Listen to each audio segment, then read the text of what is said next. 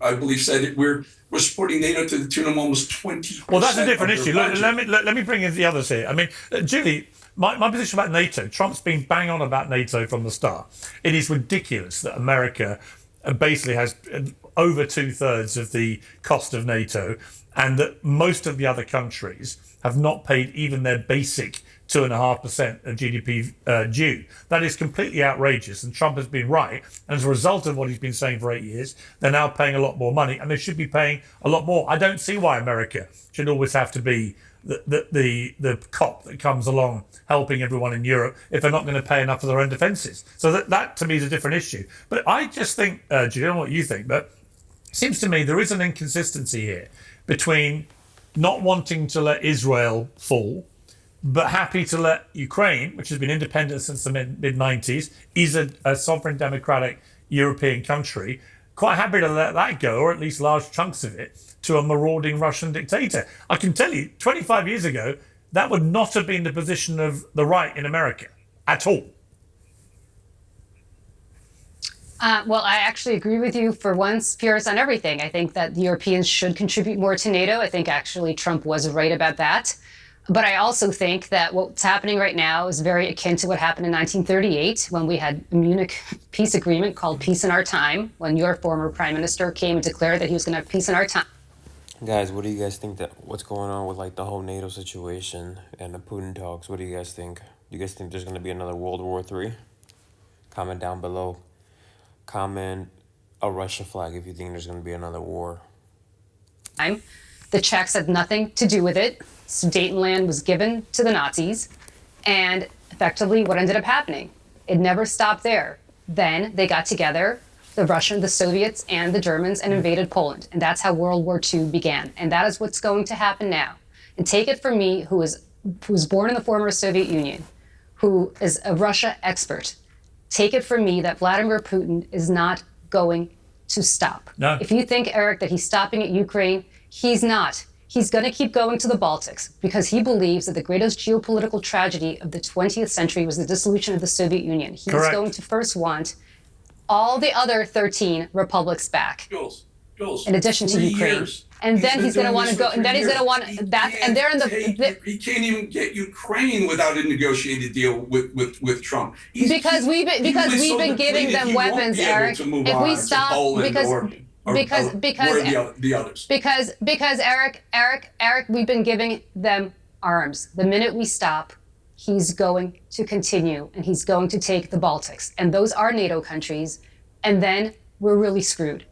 So I'm telling you right now, the way we should have stopped Hitler in 1938 is the way that we should do it. Ukraine's not a NATO country. There is. Of course it is. We don't have a treaty to protect Ukraine. What's that line? What's the old line about Eric, it? Was it the Churchill? He's going to keep going. There's that Churchill line about appeasement, isn't it? The people who feed the crocodile Exactly because right. they hope the crocodile will eat them last. Let me bring in Dean here. I mean, Exactly. Dean, it seems to me that very sadly, I've been to Ukraine, interviewed President Zelensky there. 4 months after the war started, I saw the resolve and heroism of the people as they incredibly heroically stood up to the much bigger and more powerful American force, which everyone thought would roll them over in a few days. And here they are 2.5, nearly 3 years later, and they haven't done that. But they are going to have to give up, almost certainly, a large amount, maybe 20-25% of their land. And it's not a question, as Eric said, of giving, of Russia taking back what was theirs. The Soviet Union was broken up, and it became an independent, democratic country with an election that supported this overwhelmingly. So this idea that somehow Russia's entitled to it, I think, is for the birds. But we are where we are, and actually, Trump. One of the best things about Donald Trump is he is a man of peace. He's not a warmonger at all. In fact, quite the opposite. So when the left attack him, I'm like, well, hang on. This is a guy who literally is wedded to peace. Now, the question is, how does he forge that peace? And how does he avoid letting Vladimir Putin declare it as a huge victory and feel emboldened, like Julie said, to, in my view, inevitably go and try and take something else? Donald Trump saying he's for peace is laughable at this point. I don't know what Donald Trump was in the past. It's the same Donald Trump, Piers. Now, last month said he wants a Canada Greenland, Panama That's Canal, not and war. Gaza. That's not war.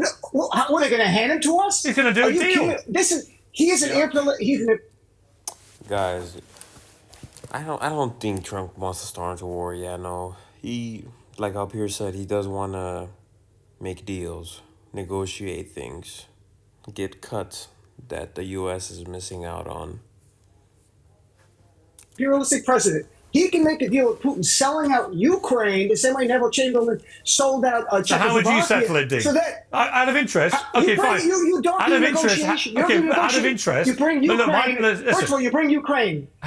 You bring Ukraine in. He's already You said he's have going bring to. Ukraine in. Trump said No, but they're literally not yes. now. They're negotiating. Yeah, but Look, Piers, we have a more recent example than Julie pointed out, a great 1938. There's a more recent one. In 2020, Donald Trump negotiated with the Taliban. He cut the Afghanistan government out. He made the deal that led to the Taliban ultimately taking control. Yes, I know the pullout was during Biden. well, hang on. The Sorry, pullout was Dean, during Biden. The deal was made between Donald Dean, and Keir Starmer today. Your prime Dean, minister put that in an article.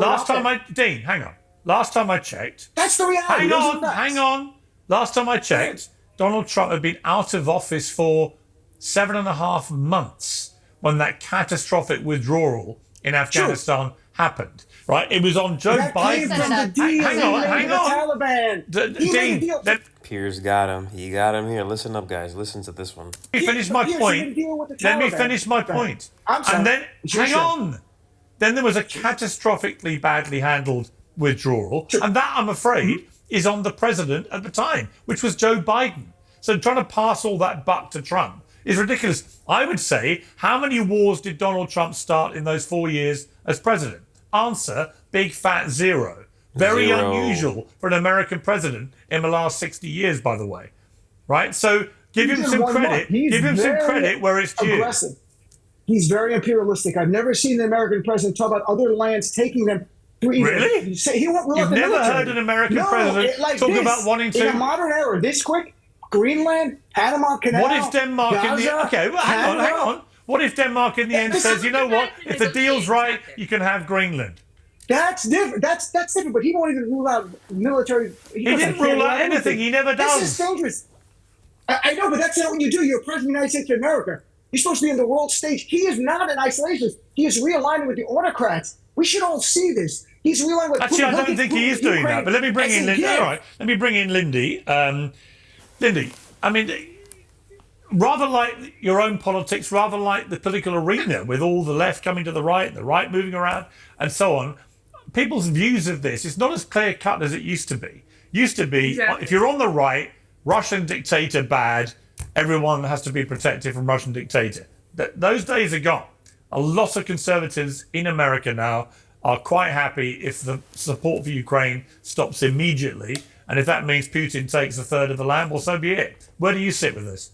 Are you with your new this is really- conservative friends, or are you with your old liberal This is mates? really, really tough for me because I hate spending billions of dollars on Ukraine, especially given the deep graft and corruption. Did you see that Zelensky said a couple of days ago that he doesn't even know where the billions went? Yeah, but I mean, asked him come about on. that. He Don't didn't have mean he confidence. didn't mean it the way it then got reported. He clarified to me in a long interview exactly what he meant, which was that there have been supposed reports of him getting 170 odd billion dollars, and in fact he'd only received 70 odd billion dollars. Not that it had gone missing. He just hadn't been given it by America in the way it had been reported.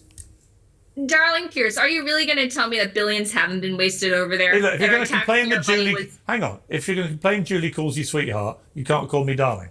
Sorry.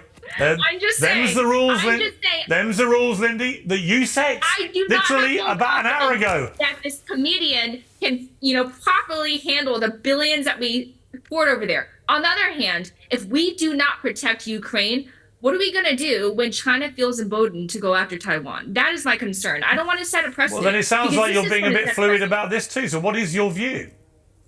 It's just very complicated. I'm just laying out the facts. I haven't made a decision on where I'm just saying that on the one hand, I'm extremely skeptical and not very happy about how Zelensky handled this situation. On the other hand, we need to show China that we're serious, that they cannot bully Taiwan, that Right. we are going to stand up for Taiwanese independence. And Xi Jinping is watching extremely carefully So, to so see. just to be clear, then should Putin be allowed to keep the land or not? Yes or no?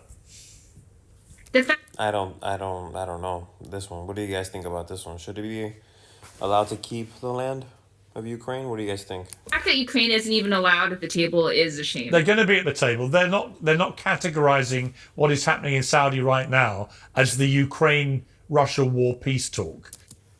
Guys, comment, like, subscribe, okay, guys? For more videos like this. Please, please, please.